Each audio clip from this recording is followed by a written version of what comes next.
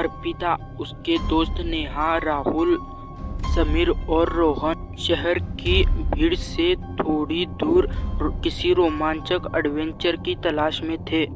एक पुरानी कहावत ने उन्हें गांव की ओर खींचा। वहां एक पुरानी हवेली थी। गांव पहुंचते ही उन्होंने देखा कि हवेली की दीवारें टूटी फूटी थी। खिड़की और दरवाजे पर जालियां लटकी हुई थी। हवेली के बाहर घास इतनी लंबी हो गई थी कि उस पर चलना मुश्किल हो गया था। अर्पिता ने कहा, चलो अंदर देखते हैं, लेकिन डरना नहीं। नेहा ने घबराकर कहा, चलो यहाँ से चलते हैं, ऐसा लग रहा है कि कोई हमें देख रहा है। लेकिन राहुल और रोहन हंसते हुए अंदर बढ़ गए।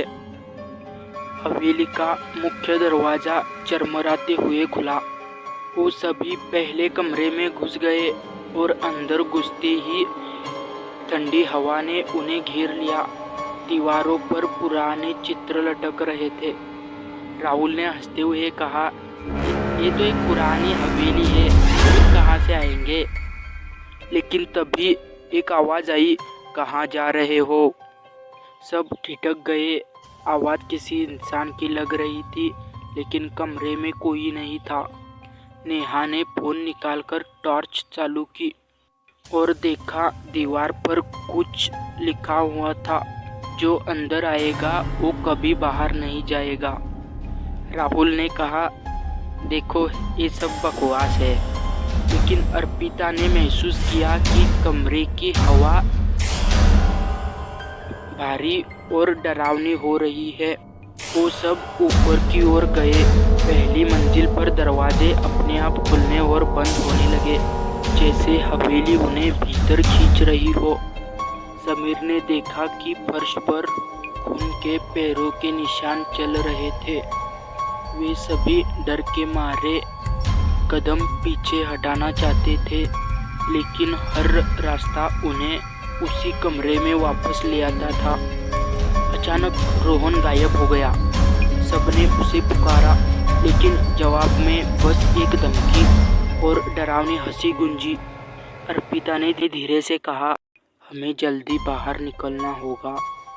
एक खेल है और हम इसके नियम नहीं जानते।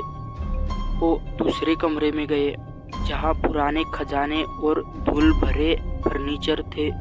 कमरे के कोने में एक बड़ा आईना था। जैसे ही अर्पिता ने आईने में देखा, उसने खुद को नहीं देखा, बल्कि उसके पीछे किसी का साया था। साया धीरे धीरे बढ़ रहा था। आंखें काली थी, चेहरे पर डरावनी मुस्कान थी। नेहा ने चिल्लाया, लेकिन आवाज उसके गले में घुट गई।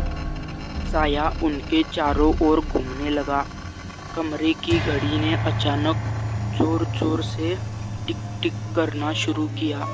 जैसे ही वो सोचने लगे कि भागना असंभव है, तभी अर्पिता ने देखा कि आईने के पास एक पुरानी किताब खुली हुई है। किताब में लिखा था, जो इसे पढ़ेगा उसका डर हमारे खेल में शामिल हो जाएगा। रात खत्म होने तक तुम हमारी परछाई से भाग नहीं सकते। वो सभी घबराकर किताब बंद करने लगे। तभी साया आईने से बाहर निकल आया और उनके चारों ओर मंडराने लगा। जैसे ही सूरज की पहली किरण हवेली पर पड़ी, साया गायब हो गया और हवेली सामान्य लगने लगी। लेकिन उनके फोन पर एक नया मैसेज आया, अज्ञात नंबर से। तुम बच गए, लेकिन खेल अभी खत्म नहीं हुआ। उस दिन के बाद गांव के लोग कहते हैं कि हवेली से रात को अजीब रोशनी, कदमों की आवाज़ और हंसी